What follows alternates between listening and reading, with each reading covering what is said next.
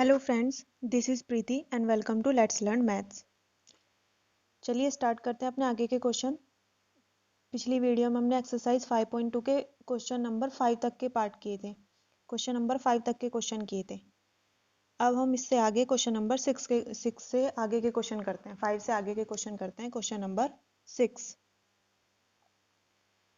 Question number 6 तो देखते हैं हम इसमें है क्वेश्चन नंबर 6 में कहा है check whether -150 is a term of AP 11 8 5 2। तो इसने हमें एक सीरीज गिवन करी है। एक सीरीज 11 8 5 2 ये सीरीज है। और इसमें हमें कहा है कि चेक करिए कि -150 इसकी कोई टर्म है या नहीं है। हमें ये चेक करना है। तो हम चेक कैसे करेंगे? -150 अगर इस सीरीज की टर्म है तो n का मान पूरा पूरा आएगा, जैसे 1 2 3 4 5 6, ठीक है, ऐसे एक होल नंबर आएगा पूरा। लेकिन अगर -50 इसकी टर्म नहीं है तो n की वैल्यू पॉइंट में या फिर फ्रैक्शन में आएगी, ठीक है। तो हम इसे स्टार्ट करते हैं। तो a का मान देखते हैं। इसमें a का मान है 11, d का मान हम इसमें निकालते हैं। तो d का मान आता है हमारा, सेकंड में से माइनस करेंगे फर्स्ट टर्म को तो ये आ जाएगा -3। तो अभी तक आपको ए और डी तो सीरीज में से निकालना आ गया होगा। तो ए और डी -3। और अब हमारे पास ए एन का मान हमें दिया है -150। हम मान लेते हैं कि एन नंबर की टर्म है ये, लेकिन एन की वैल्यू हमें पता नहीं है। हम मान लेते हैं कि एन नंबर की टर्म है। तो ए एन का मान कितना है? -150। तो अब हम इसे फॉर्मूले में रखेंगे। फॉर्मूला हमारा वही A N equal to A plus N -1 और इंटू डी। ए एन का मान कितना है? 150 है, इज इक्वल टू ए की वैल्यू कितनी है हमारी? 11 प्लस एन की वैल्यू हमें पता नहीं है, यही तो फाइंड आउट करनी है। और डी का मान है -3, ठीक है, -3। तो ये जो 11 है इसको हम लेके आएंगे। अब हम इन सारी वैल्यू रख लिया फॉर्मूले में। अब हम इसे सोल्व करेंगे। तो 11 को हम -150 की तरफ लेके आएंगे। तो 11 इधर प्लस का, इधर आके हो जाएगा माइनस का। तो माइनस माइनस क्या हो जाएगा? ये पहले ही माइनस की है वैल्यू एक, तो माइनस माइनस हो जाएगा प्लस। तो 150 में 11 ऐड हो जाएगा तो हो जाएगा -161 इज इक्वल टू, इधर बचेगा n-1 और -3, ठीक है, -3। अब ये -3 इधर कैसा है? -3 इधर है हमारा ये इसके साथ मल्टीप्लाई में, n-1 के साथ। तो इसको हम जब दूसरी तरफ लेके आएंगे तो ये आएगा डिवाइड में। तो ये हो जाएगा -161 अपॉन में -3 इज इक्वल टू n-1 बचा इधर। ये माइनस से माइनस कैंसिल, और 3 से जब हम इसको डिवाइड करेंगे तो 3 से डिवाइड नहीं होगा। ये 161 3 से डिविजिबल नहीं है। तो इस 1 को अब इधर लेके आएंगे तो ये हो जाएगा 161/3 और 1 हो जाएगा इधर आके प्लस। तो जो n है इसका मान आएगा 161 प्लस 3 अपॉन में 3। तो n हो गया हमारा ये 164 अपॉन में 3, ये हो गया। और 3 से 164 क्या है? ये डिविजिबल नहीं है। तो n का मान हमारा ये आया, ये इससे डिविजिबल नहीं है। तो अगर ये इससे डिविजिबल नहीं है तो इसका मतलब n का जो मान है वो होल नंबर में नहीं आया, पूरा पूरा हमारा नहीं आया। तो अगर ये पूरा नहीं आया है, फ्रैक्शन में आया है, इसका मतलब जो 150 है वो इस सीरीज की कोई भी टर्म नहीं है, ठीक है। किसी नंबर का किसी सीरीज की टर्म होने के लिए n का मान पूरा आना चाहिए, एक होल नंबर आना चाहिए, जैसे कि 8 9 10 ऐसे, ठीक है। और यहाँ पे क्या है? इस तरीके से नंबर नहीं आया हमारा, फ्रैक्शन में आया। तो फ्रैक्शन में आया तो ये एक होल नंबर नहीं है, ये पूरा पूरा नंबर नहीं है हमारा। तो इसीलिए 150 इसकी कोई टर्म नहीं है, ठीक है। तो इसको हम यहाँ से क्लियर कर देते हैं। और यहाँ पे इसका सॉल्यूशन भी है, ये सीरीज है, ए डी और एन के मान निकले हुए हैं हमारे। फॉर्मूले में हमने पुट किया तो एन का मान आया ये निकल के 160/3, और ये आया इसका। आगे भी इन्होंने सोल्व किया है 53 4/3 ये, ठीक है। तो ये डिविजिबल नहीं है पूरा पूरा 50, ना ये 53 टर्म है ना ये 54th टर्म है, कोई सी भी टर्म नहीं है। या तो ये 53 होती या पूरा पूरा 54 हो जाता, तब ये 150 सीरीज की टर्म कहलाती। लेकिन यहाँ पे ये इनकम्प्लीट टर्म है, पॉइंट में है वैल्यू, फ्रैक्शन में है, इसीलिए ये 150 सीरीज की कोई टर्म नहीं है। ठीक है, तो किसी भी नंबर का किसी सीरीज का टर्म होने के लिए n का मान पूरा पूरा होना चाहिए, तभी वो नंबर किसी सीरीज की टर्म कहलाएगा। ठीक है, अब चलते हैं हम अपने नेक्स्ट क्वेश्चन पे। नेक्स्ट क्वेश्चन है हमारा क्वेश्चन नंबर 7। क्वेश्चन नंबर 7 में क्या कहा है, find the 31st term of an AP whose 11th term is 38 and 16th term is 73। एक एपी सीरीज है, उसकी हमें 31st टर्म बतानी है, 31st टर्म फाइंड आउट करनी है। और इस एपी सीरीज की जो 11th टर्म है उसका मान 38 है, और जो 16 नंबर पे 16 टर्म है उसका नाम 70, उसकी वैल्यू 73 है। ठीक है, तो हम ये मान लेते हैं कि जो उसकी फर्स्ट टर्म है वो ए है, और जो उसका कॉमन डिफरेंस है वो डी है। हम इसे लिख लेंगे let be the first term of AP series A and the common difference D. ठीक है, ये लिखने के बाद हम लिख लेंगे let be the first term of AP is equal to A, and जो कॉमन डिफरेंस होगा वो मान लेते हैं हम डी। ठीक है, ऐसे लिखने के बाद हम क्वेश्चन को आगे शुरू करेंगे, आगे लिखेंगे उसमें। तो हमें इसने क्या गिवन करा है, इसने हमें गिवन करा है A11। A11 की जो वैल्यू है वो है 38। A11 को कैसे लिख सकते हैं हम, A11 को लिख सकते हैं हम A plus 10D is equal to 38। ये हो गई हमारी एक इक्वेशन। ये किसने दिया हमें 16 नंबर पे, A16, उसकी वैल्यू कितनी गिवन करी है इसने हमें 73। इसको हम लिख सकते हैं A प्लस 15D। 16 टर्म को ऐसे लिखते हैं, ये किसके बराबर है 73 के। ये हमारी सेकंड इक्वेशन है।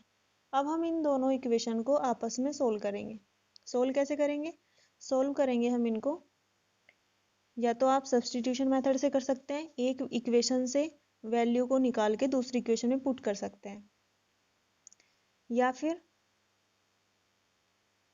आप दोनों ही इक्वेशन को सब्ट्रैक्टिंग मेथड से एक इक्वेशन में से दूसरी इक्वेशन को माइनस करके आप तब भी वैल्यू को फाइंड आउट कर सकते हैं। तो आपकी एक इक्वेशन है, मैं सब्ट्रैक्टिंग वाले मेथड से आपको बता रही हूँ, आप सब्स्टिट्यूशन से भी कर सकते हैं। इससे पहले जो 5 क्वेश्चन किया उसमें हमने मेथड जो यूज़ किया था वो वैल्यू पुट करने वाला किया था। इस बार हम जो वैल्यू इक्वेशन को सोल्व कर रहे हैं, इसमें हम दोनों इक्वेशन को आपस में सब्ट्रैक्ट करेंगे। तो फर्स्ट इसमें जो पहली इक्वेशन हमारे पास है वो है A plus 10D is equal to 38। ये हमारे पास पहली इक्वेशन है। उसके बाद दूसरी इक्वेशन है A plus 15D is equal to, इसकी वैल्यू है 73। ये हमारे पास सेकंड इक्वेशन है। अब हम इन्हें माइनस करेंगे, एक इक्वेशन में से दूसरी इक्वेशन को माइनस कर रहे हैं, तो A से A कैंसिल हो जाएगा। ठीक है, 10 में से 15 जाएंगे, माइनस के 5D बचेंगे, क्योंकि ये 15 अब माइनस के हैं। 73 में से इसको माइनस करेंगे तो ये माइनस के 35 बचेंगे। माइनस से माइनस कैंसिल हो जाएगा और D की वैल्यू आ जाएगी 7। अब इस D की वैल्यू को आप इक्वेशन फर्स्ट या सेकंड में किसी में भी रख के A का मान निकाल सकते हैं। तो हम फर्स्ट इक्वेशन में रख रहे हैं, हम तो फर्स्ट इक्वेशन में रखेंगे तो A प्लस 10 इंटू डी की वैल्यू है 7 इजकल टू 38। तो A बराबर हो जाएगा 38 माइनस, इधर ये वैल्यू प्लस किया, उधर जाके 10 7 जा 70, ये हो गई माइनस। तो कितनी वैल्यू निकल के आई A की, A का मान कितना आएगा हमारा, ये आएगा 32, लेकिन किसके, माइनस के, क्योंकि माइनस की वैल्यू ज़्यादा है। तो हमें A का मान भी पता चल गया और D का मान भी पता चल गया हमें। तो अगर हमें इनकी वैल्यू पता चल गई है तो अब हमें क्या बतानी थी, हमें बतानी थी 31st टर्म। तो 31st टर्म बतानी थी, A31 बतानी थी हमें। ठीक है, तो A31 क्या हो जाएगी, ये हो जाएगी A प्लस 30D। A का मान कितना है, A का मान है हमारा माइनस के 32। 30 इंटू D की वैल्यू कितनी है हमारी 7, तो माइनस के 32 और प्लस 37 जा कितने होते हैं 210, 210। 210 में से 32 को माइनस करेंगे तो कितना आएगा 178। तो यानी कि जो 31st नंबर की टर्म होगी वो 178 होगी।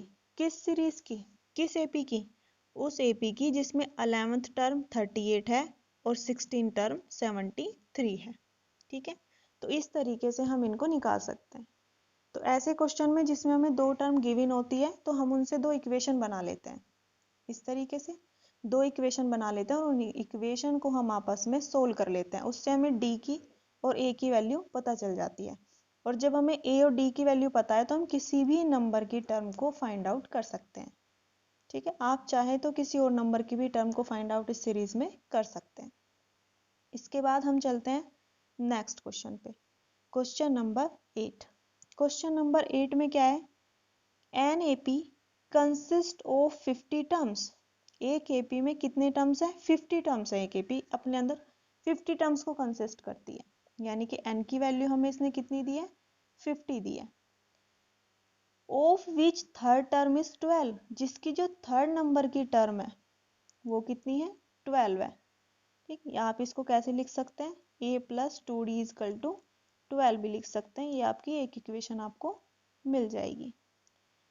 And the last term is 106, 106 है लास्ट टर्म, और लास्ट टर्म आपको पता है कि कितनी है टोटल टर्म 50 है, तो लास्ट तो 50 ही होगी। तो 50 नंबर की टर्म का वैल्यू कितनी है 106। इसने कहा है कि लास्ट टर्म 106 है और आपको पता है कि सीरीज के अंदर केवल ही 50 टर्म है, तो यानी कि लास्ट टर्म कौन सी होगी 50 नंबर की होगी। तो 50 नंबर की टर्म की वैल्यू कितनी गिवन करी है 106। ए 50 को आप कैसे लिख सकते हैं a प्लस 49 डी लिख सकते हैं। n माइनस 1 यानी कि 50 नंबर की टर्म है तो यहाँ पे कितना आएगा डी के साथ 49 इज इक्वल टू 106। ये आपकी सेकंड इक्वेशन है। अब आप फर्स्ट और सेकंड इक्वेशन को आपस में सोल्व करेंगे और ए और डी की वैल्यू निकालेंगे। ठीक है, तो और ए और डी की वैल्यू जब हमें पता चल जाती है किसी सीरीज में तो हम उस सीरीज के किसी भी नंबर की टर्म को फाइंड आउट कर सकते हैं। तो हम इन दोनों इक्वेशन को सोल्व करेंगे आपस में, तो यहीं पे लिख लेते हैं हम पहले नंबर की टर्म। हम सब्ट्रैक्ट करेंगे। पहली इक्वेशन हमारी ये 2d इज इक्वल टू 12, ये पहले नंबर की इक्वेशन हमने यहीं लिख ली। अब हम माइनस कर रहे हैं तो देखो a से a कैंसिल हो गया, 49 में से 2 माइनस जाएंगे तो कितने बचेंगे 47d बचेंगे प्लस के, क्योंकि प्लस वाले ज्यादा है और ये 2 माइनस के बन चुके हैं अब हमारे साइन चेंज करने से। और इज इक्वल टू 106 में से 12 जाएंगे तो कितने बचेंगे हमारे पास ये 94 बचेंगे। ठीक है, 47 टू जे कितने होते हैं 94 होते हैं। तो डी का मान कितना आया निकल के, डी का मान आया 2। डी का मान 2 आया हमारे पास। अब हम ए की वैल्यू निकाल लेते हैं, तो फर्स्ट इक्वेशन में रख लेते हैं वैल्यू को। तो a प्लस 2d, डी की वैल्यू है 2 इज इक्वल टू है 12।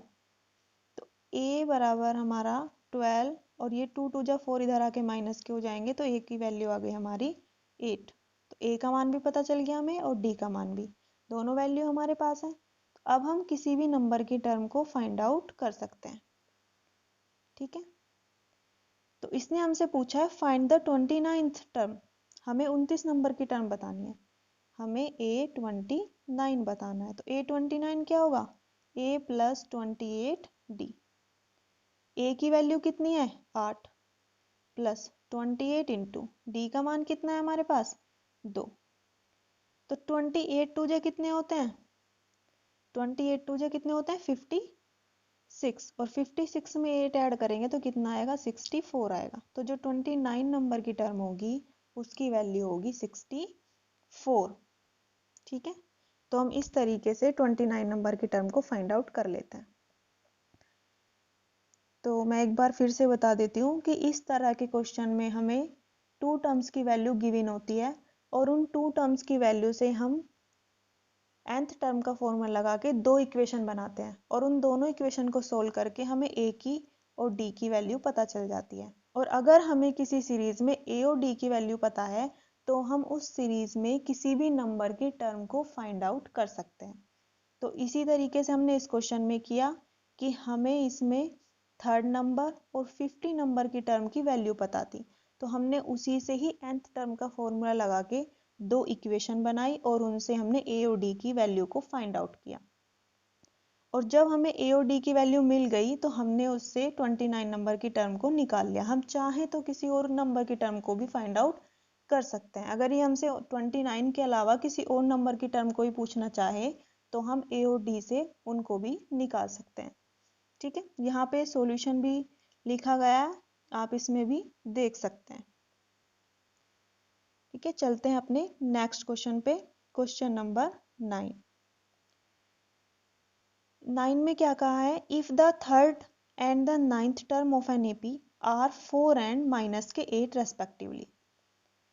इसमें कहा है कि किसी एपी के थर्ड नंबर की टर्म 4 है और नाइन्थ नंबर की टर्म माइनस के 8 है, तो which term of this AP is 0। तो हमसे पूछा है कि किस नंबर की टर्म 0 होगी। तो हम मान लेते हैं कि n नंबर की टर्म 0 होगी। ठीक है, n नंबर की टर्म 0 होगी। तो जब हम फॉर्मूला लगाएंगे हमें a और d की जरूरत पड़ेगी, तो a और d तो हमें गिवन नहीं है, हमें वो निकालने पड़ेंगे। तो हम निकालेंगे कैसे, तो इस सेम जैसे हमने लास्ट क्वेश्चन किया इससे पहले 8 नंबर का, हम थर्ड नंबर की वैल्यू दी है, अब हम इसी में देख लेते हैं यहाँ पे, क्योंकि इस तरह के क्वेश्चन हम अभी कर चुके हैं पहले, तो हम इसी सॉल्यूशन में इनको कर लेते हैं। देखो, इसने हमें थर्ड नंबर की टर्म दी है 4। थर्ड को क्या लिख सकते हैं, a प्लस 2d। 9 नंबर की टर्म दी है माइनस के 8। 9 टर्म को कैसे लिख सकते हैं, a प्लस 8d, इसकी वैल्यू है माइनस के 8। और जब हम इन दोनों इक्वेशन को आपस में सोल्व करेंगे तो d का मान माइनस के 2 आएगा और a की वैल्यू आएगी 8। जैसे हमने लास्ट में सोल्व किया उसी तरीके से हम इन दोनों इक्वेशन को सोल्व करेंगे तो हमें a और d की वैल्यू मिल जाएगी। और जब हमें a और d की वैल्यू मिल जाएगी तो अब इसने हमसे पूछा है कि किस नंबर की टर्म 0 है, तो हम मान लेते हैं n नंबर की टर्म 0 है। तो हम इस फॉर्मूले में हमने मान लिया कि n नंबर की टर्म 0 है, 0 रख दिया यहाँ पे an की जगह पे, और यहाँ पे हमने इसको फिर सारी वैल्यू पुट करने के बाद a और d इसके बाद सोल्व किया तो n का मान आया 5। यानी कि फिफ्थ नंबर की टर्म जो होगी इस सीरीज में, किस सीरीज में, जिस सीरीज में थर्ड नंबर की टर्म का मान 4 है और नाइन्थ नंबर की टर्म का मान माइनस 8 है, उस सीरीज में फिफ्थ नंबर की टर्म का मान 0 होगा।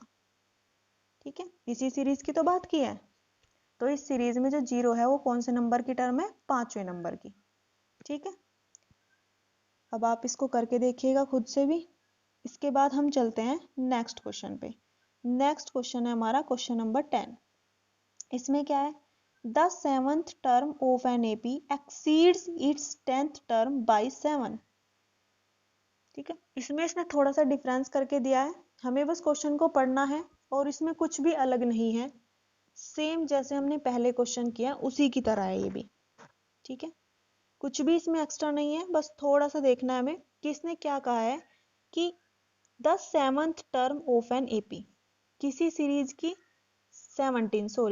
17 नंबर की टर्म है, एक्सीड्स इट्स 10th टर्म, वो 10th टर्म से एक्सीड करती है, वो 10th टर्म से उस सीरीज की ज्यादा है। यानी कि कोई सीरीज है और उसमें 17 नंबर की टर्म है और 10th नंबर की टर्म है, तो जो 17 नंबर की टर्म है वो 10 नंबर की टर्म से ज्यादा है। कितनी ज्यादा है, बाई 7 ज्यादा है। ठीक है, तो हमें फाइंड, इसने कहा है फाइंड द कॉमन डिफरेंस, तो डी की वैल्यू बताइए कि इस सीरीज की का डी का मान कितना है। तो इसने क्या कहा है, तो इसने यही तो कहा है कि जो 17 नंबर की टर्म है और जो 10 नंबर की टर्म है, तो 17 नंबर की टर्म 10 नंबर की टर्म से कितनी ज्यादा है, 7 ज्यादा है। यानी कि अगर आप 17 टर्म में से 10 नंबर की टर्म को माइनस करेंगे तो कितना आना चाहिए, 7, क्योंकि 17 नंबर की टर्म की जो वैल्यू है वो 7 ज्यादा है। तो जब आप 17 नंबर की वैल्यू में से 10 को माइनस करेंगे तो कितना बचना चाहिए, 7 बचना चाहिए आपका। ठीक है, तो यही इसने कहा है हमें कि A17 में से जब आप A10 घटाएंगे तो 7 आएगा। तो 17 को कैसे लिख सकते हो आप, A प्लस 16D। 10 को कैसे लिख सकते हो, A प्लस 9D। किसके बराबर है ये, 7 के बराबर। तो अब हम ये ब्रैकेट हटाएंगे, इसको सोल्व करेंगे यहाँ पे, तो ये हो जाएगा a plus 16d minus a, और ये जो प्लस है यहाँ पे ये माइनस हो जाएगा 9d बराबर 7। तो यहाँ पे a से a तो कैंसिल हो गया, 16 में से 9d जाएंगे तो कितना बचेगा 7d बराबर 7। तो 7 से 7 तो d की वैल्यू आ गई 1, तो d की वैल्यू आ गई 1 निकल के। ठीक है, तो सेम बात वही थी, बस उसको लिखना था हमें जो इसने बोला था। फॉर्मूला देखो वही लगा A17 का, A10 के लिए वही हमने a प्लस 9d रखा था, लेकिन इस माइनस की वजह से ये माइनस हो गया यहाँ पे।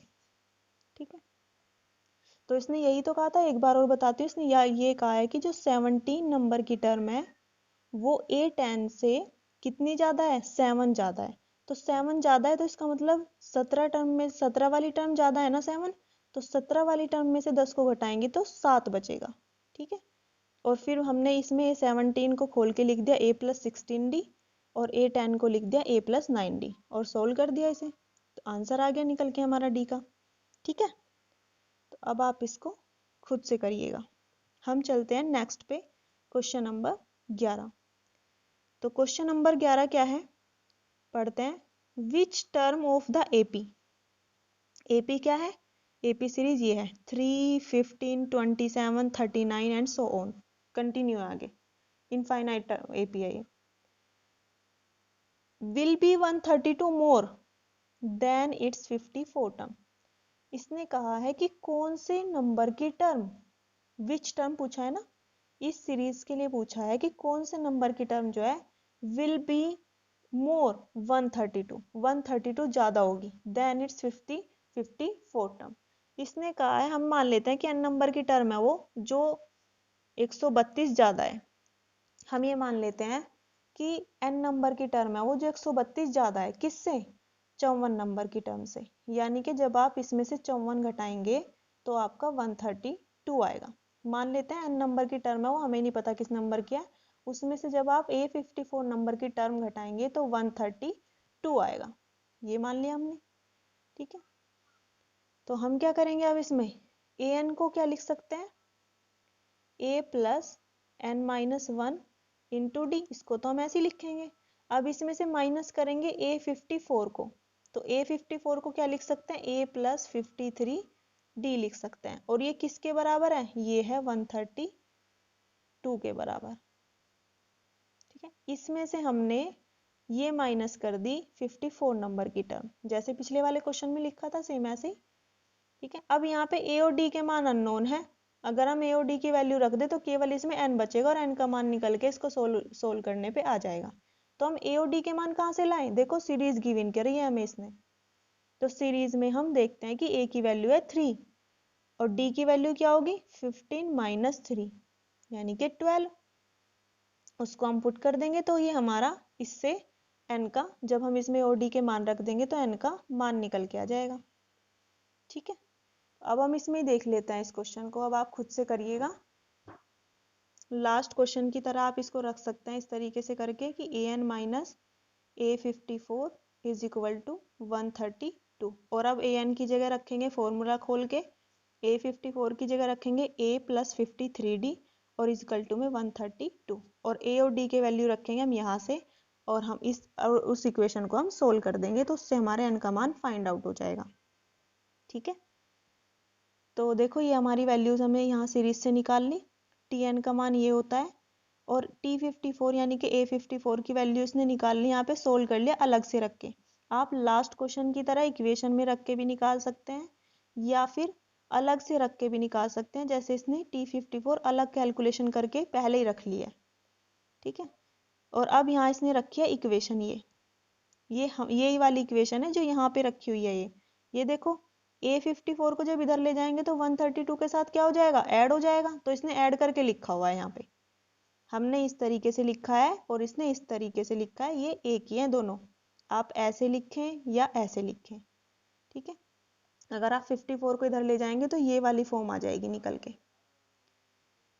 अब हम इसमें क्या करेंगे, वैल्यू पुट कर देंगे, T54 का मान इसने पहले ही कैलकुलेट कर रखा है तो इसने यहाँ पे पुट कर दिया, और ये यहाँ से n का मान निकल के आया 65, तो यानी कि 65 नंबर की टर्म होगी जो 54 नंबर से 132 ज़्यादा होगी। यानी कि जो 54 नंबर की टर्म की वैल्यू होगी और जो 65 नंबर की टर्म की वैल्यू होगी, तो उन दोनों में जो डिफरेंस होगा वो कितने का होगा? 132 का होगा। ठीक है। और इसमें जो ज़्यादा मान होगा वो होगा 65 नंबर वाली टर्म का, क्योंकि ये ज़्यादा है, तो इसीलिए 132 जो ज़्यादा होगी वो 65 नंबर की टर्म होगी। ठीक है। इसके बाद चलते हैं हम अपने नेक्स्ट क्वेश्चन पे, क्वेश्चन नंबर 12। क्वेश्चन नंबर 12 में क्या कहा है, पढ़ लेते हैं। Two APs have the same common difference. दो एपीज हैं और उनका कॉमन डिफरेंस सेम है, यानी कि अगर एक सीरीज का 3 है तो दूसरी सीरीज में भी 3 ही है कॉमन डिफरेंस। तो डी कैसा है इनका? सेम। अगर एक सीरीज का डिफरेंस हमारे का 5 है तो दूसरी सीरीज का डिफरेंस भी 5 है। ठीक है। तो इसने कहा है कि two APs have the same common difference, दोनों एपीज का जो कॉमन डिफरेंस है वो सेम है। ये कह रहा है अब आगे, the difference between their 100th term, जो उनके 100वें नंबर की टर्म है उनके बीच का डिफरेंस 100 है। जो उनके 100वें नंबर की, मान लो एक सीरीज के 100 नंबर की टर्म है और दूसरी सीरीज उसके 100, क्योंकि एपीज दो हैं तो इसीलिए सिंबल भी फर्स्ट टर्म के लिए अलग अलग लेने हैं। तो हमने एक में स्मॉल ले लिया और एक में कैपिटल ले लिया, क्योंकि सीरीज दो हैं। तो जब एक क्वेश्चन के अंदर ही बहुत सारी सीरीज आएंगे तो उनके लिए सिंबल डिनोट करने के लिए अलग अलग होंगे। जब एक ही सीरीज की बात होती है तो सिंबल सेम होते हैं, लेकिन जब अलग अलग सीरीज की बात होती है एक ही क्वेश्चन के अंदर तो हमारे सिंबल अलग अलग होंगे। तो इसने दो एपी की बात की है, तो दो एपी हैं तो इसीलिए फर्स्ट टर्म को हमने ए से डिनोट किया और उसकी 100 नंबर की टर्म। ठीक है। तो एक सीरीज में और दूसरी सीरीज में कह रहा है कि उनके बीच का जो डिफरेंस है ना वो कितने का है? 100 का। यानी कि उनके बीच का जो डिफरेंस है, अगर हम ए 100 में से दूसरे वाले 100, इन दोनों का जो डिफरेंस है वो किसके बराबर है? 100 के है। तो कह रहा है, तो इससे आगे कह रहा है हमें कि what is the difference between their 1000 term. कह रहा है तो उनके 1000वें नंबर की जो टर्म होगी उनका डिफरेंस कितना होगा? 100 नंबर की जो टर्म है उनके बीच का डिफरेंस 100 है, तो 1000 नंबर की जो टर्म होगी, 1000 नंबर की जो टर्म होगी, उनका डिफरेंस कितना होगा हमें बताना है। तो क्या बताना है हमें बताना है कि जो 1000 नंबर की टर्म है उनका डिफरेंस कितना होगा, ये हमें बताना है। ठीक है।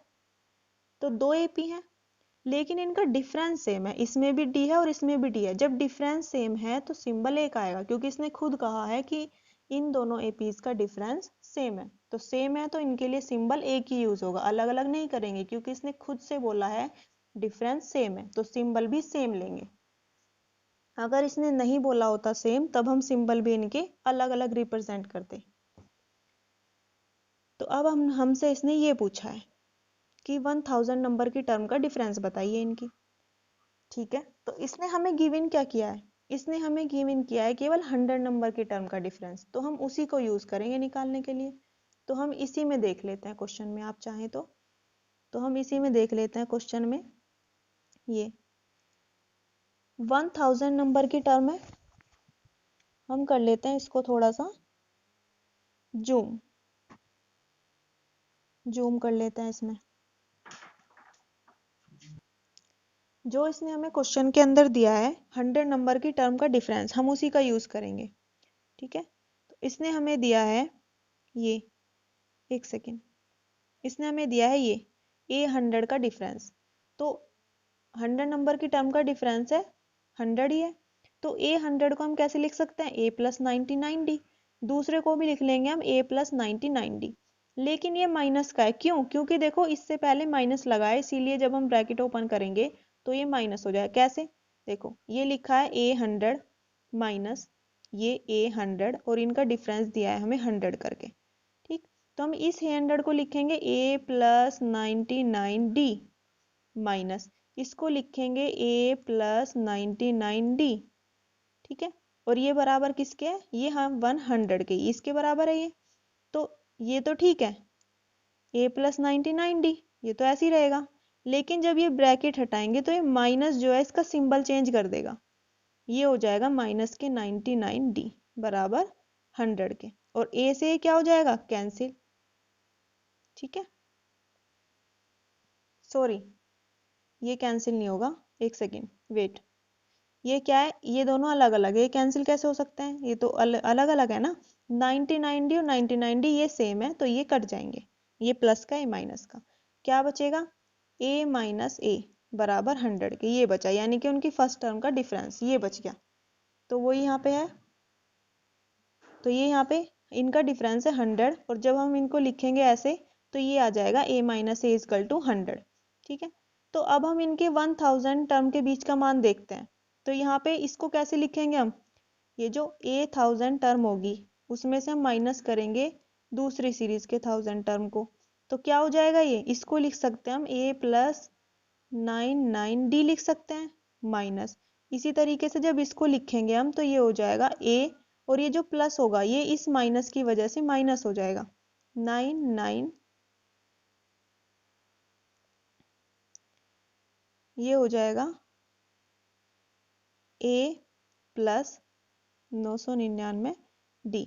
ठीक है, तो इस माइनस की वजह से ये वाला माइनस क्या होगा, अगली लाइन में माइनस हो जाएगा, a प्लस 99 वो सॉरी 999d माइनस a और माइनस के 999d, तो ये कट जाएगा, क्या बचेगा, a माइनस ए बचेगा, क्या बचा, a माइनस ए बचा, और a माइनस ए की वैल्यू कितनी है, ये तो हमने ऊपर निकल गई थी हमारी 100 वाली टर्म में, यही तो वैल्यू आई थी a माइनस ए, इसका मान कितना था 100, और यहाँ पे जब हमने 1000 की टर्म को सोल्व किया तो तब भी क्या बचा, a माइनस ए बचा, और इसका मान कितना है, ये हमें पहले ही पता है, ये है 100 के बराबर।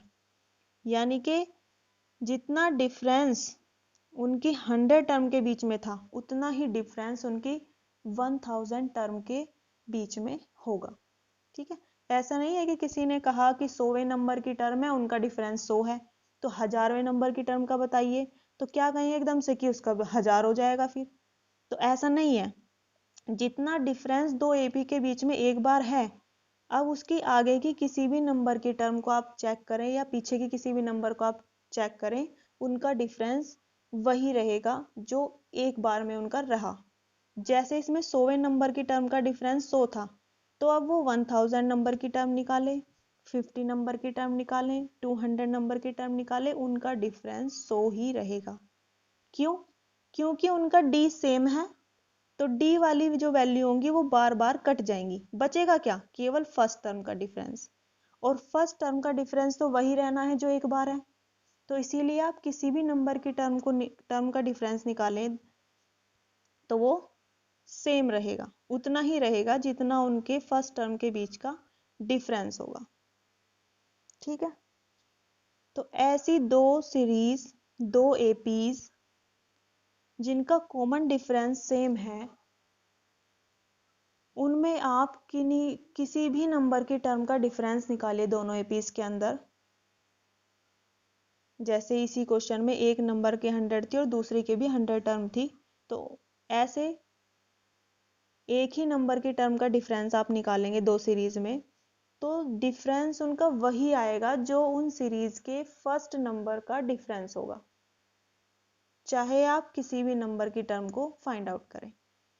जैसे इनमें a माइनस ए का मान 100 है, तो आप इसमें 1000 नंबर की टर्म को निकालें, 50 नंबर की टर्म निकालें, 60 नंबर की टर्म निकालें, 2000 नंबर की टर्म निकालें, इनमें जो डिफरेंस होगा वो 100 ही रहेगा, क्योंकि डी वाली वैल्यू सेम है, वो कट जाएंगी बार बार एक दूसरे से, बचेगा क्या, केवल फर्स्ट टर्म का डिफरेंस, और फर्स्ट टर्म का डिफरेंस एक ही रहेगा।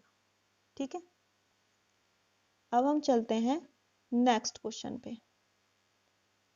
अब हम चलते हैं नेक्स्ट क्वेश्चन पे, question number 13। Question number 13, question number 13। अब 13 में क्या है पढ़ लेते हैं। How many 3 digit numbers, how many 3 digit numbers are divisible by 7। कह रहा है कि कितनी 3 डिजिट नंबर्स जो हैं वो डिविजिबल हो जाएंगे 7 से। 3 नंबर की डिजिट जितनी भी हैं तो हमें ऐसे नंबर्स बताने हैं 3 डिजिट के जो 7 से डिविजिबल हैं। तो सबसे पहले तो हमें सीरीज पता होना चाहिए 3 नंबर्स की जो 7 से डिविजिबल है।